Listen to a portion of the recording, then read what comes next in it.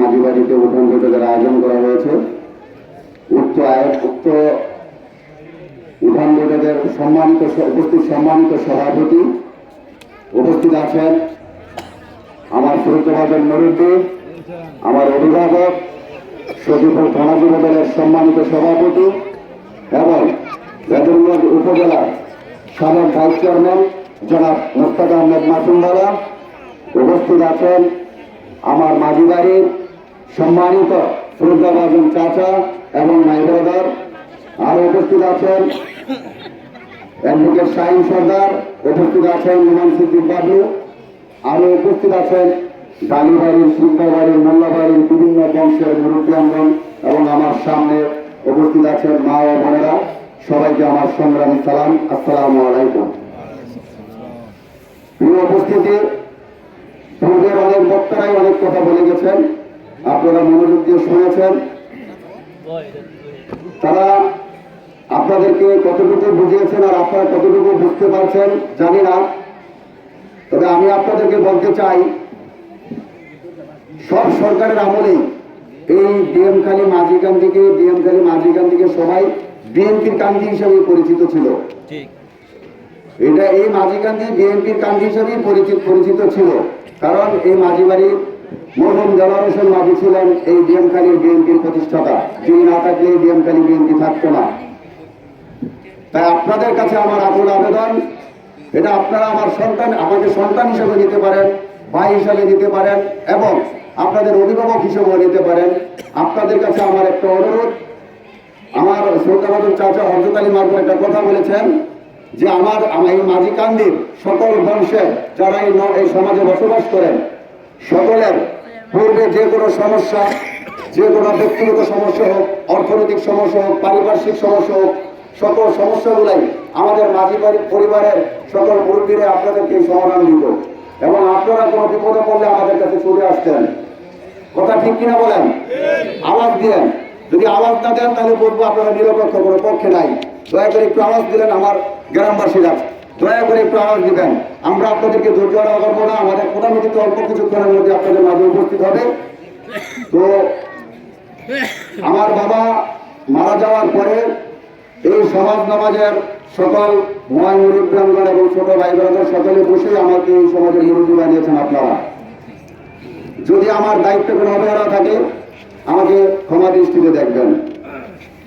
আর আপনাদের কাছে একটা অনুরোধ থাকবে, যেহেতু এই গ্রামকে বিএনপির গ্রাম বলে মানুষ, তো আপনারা সেই সম্মানটুকু রাখবেন। আপনারা কি জানেন শফিকুর রহমান কিরণ সাহেবকে চিনেন ভালো করে? আপনারা মা বোনেরা আপনারা চিনেন? আর আমরা ধানের শীষের প্রতিদ্বন্দ্বী যিনি আছেন ওনাকে চিনেন? কথা বলেন, চিনেন? প্রবাদে আছে, অপরিচিত লোকের দেওয়া কিছু খাবেন না, অপরিচিত লোকের কাছে আপনাদের সন্তানদেরকে দিবেন না, এরকম লেখা আছে না প্রবাদে? আপনারা দিবেন আপনাদের সন্তানদের, এবং কি আপনারা অপরিচিত লোকের কিছু খাবেন বা আপনাদের সন্তানদের যে অপরিচিত লোকের হাতে দিবেন? ধন্যবাদ। তদ্রুপ আমরা যেহেতু আপনাদের পরিচিত, আমার বংশের মুরব্বীরা যেহেতু আপনাদের পরিচিত, এবং সুখে দুঃখে যেহেতু আমরা আপনাদের পাশে থাকি সব সময়, আমরা সরকার গঠন করলেও আপনাদের পাশে থাকবো, আমরা সরকার গঠন না করলেও আপনাদের পাশে থাকবো ইনশাল্লাহ। তাই আমি আমার ব্যক্তিগত তহবিল থেকে হলেও আমি আপনাদের কাছে অর্থনৈতিক সমস্যা হোক, যে কোনো সমস্যা হোক, আমি আপনাদের পাশে থাকবো ইনশাল্লাহ। আমাদের বিদেশ বাড়ি নাই, আমাদের ঢাকা বাড়ি নাই, আমার বাড়ি দেশে এই গ্রামে, আমার বাবার রেখে যাওয়া বাড়ি, আমাদের পালিয়ে যাওয়ারও কোনো সুযোগ নাই। মাথায় রাখবেন, সবসময় যারা পাশে থাকে, বিপদে আপদে যখন ডাকলে যাদের পাবেন তাদের কথাই ভোটটা দিবেন আশা করি। তাই সকলের কাছে আমি অনুরোধ করব, আমাদের সমাজের বাইরের অনেক লোক আছেন, আপনাদের কাছে অনুরোধ করব আপনারা আমাদের কথা রাখবেন। বিশ্বাস করে আমি আপনাদেরকে, পূর্বের যে বক্তারা অনেকগুলো কথা বলে গেছেন, প্রতিদ্বন্দ্বী দল জামাত সম্পর্কে অনেক কথা বলে গেছেন, আসলে তারা মুনাফিক। আপনারা যেমন এখন দোরজারা হয়ে গেছেন একটি স্বাধীনতার সপক্ষে দলকে ক্ষমতায় আনার জন্য, ঠিক তদ্রুপ আপনাদের থেকে অনেক অনেক বেশি কষ্ট করেছেন 1971 সালের মা বোনেরা। তারা ইজ্জত হারিয়েছেন, তারা তাদের সন্তানকে হারিয়েছেন, তারা তাদেরকে মেরে রাস্তাঘাটে বালি দিয়ে ঢাকা দেওয়া হয়েছে। তা আপনাদেরকে সুস্পষ্টভাবে বলতে চাই, আমরা এখানে যারাই আছি সবাই একটা ভোটের মালিক। তা আমি আপনাদের কাছে অনুরোধ করব, আপনাদের পরিবারের যিনি কর্তা, যিনি শিক্ষিত, যিনি ভালো বোঝেন, তার কাছে জিজ্ঞাসা করবেন যে কোন দল ভালো, কোন দল কে ভোট দিলে সরকার ক্ষমতা আসলে ভালোভাবে দেশ চালাবে। 1971 সালে শাহিন ভাই বলে গেছেন অনেক কথাই 1971 সাল নিয়ে। 1971 সালে আপনাদের মতন মা বোন যারা ছিলেন তাদেরকে এই জামাত আমরা ইসলাম বলি না, তাদেরকে আমরা জামাত বলি, কারণ তাদের মধ্যে ইসলামের কোনো ছাপ নাই। একটু আগে আমাদের হাফেজ নুরে আলম ঢালি, আমাদের হাফেজ শ্রদ্ধেয় বড় ভাই জনাব নুরে আলম উকিল বক্তব্য দিয়ে গেছেন, তারা হাফেজ মাওলানা। যদি তারা এই জামাত যদি ইসলামের দল হতো, তারা আমাদের পক্ষে আপনাদের সামনে বক্তৃতা দিতে আসতো না, তারা আমাদের পক্ষ করে আপনাদের কাছে ধানের শীষের ভোট চাইতো না।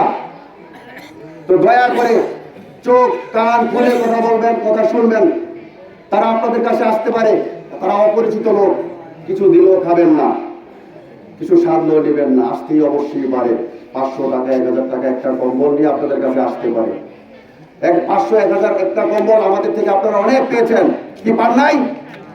আমাদের সমাজ জগৎ, এই আমাদের সিরাজ মাঝি যে বাড়িতে আজকে আমরা অনুরোধ করতেছি, এই সিরাজ মাঝি প্রতি বছর, এখন উনি অসুস্থ, ব্যবসা বাণিজ্য একটু খারাপ মন্দ, এই জন্য তিনি দেশে আসতে পারেন না। কিন্তু যখন ভালো অবস্থানে ছিল, আমার মনে হয় আপনারা উপস্থিত যারা ওখানে আছেন সকলকে আমাদের ভাই সিরাজ মাঝি সহযোগিতা করেছে। কি করেছেন কিনা বলেন? একটু চিন্তা ভাবনা করবেন আমাদেরকে নিয়ে। যদি আমাদের কথা না শুনে ভুল করেন, পস্তাবেন আপনারা, আমরা নয়। তখন যদি আপনারা, আপনাদের জন্য দরজা সারা জীবন খোলা, আপনাদের জন্য এই মাঝি পরিবারের দরজা সারা জীবন খোলা থাকবে ইনশাল্লাহ। আপনারা রাত 2টায় হোক, ভোর 3টায় হোক, সকাল হোক, যখন আমাদেরকে ডাকবেন আমরা আপনাদের দরজার সামনে হাজির হবো ইনশাল্লাহ। এটা ওয়াদা দিচ্ছি আমি পলাশ মাঝি আজকে এখানে আপনাদেরকে।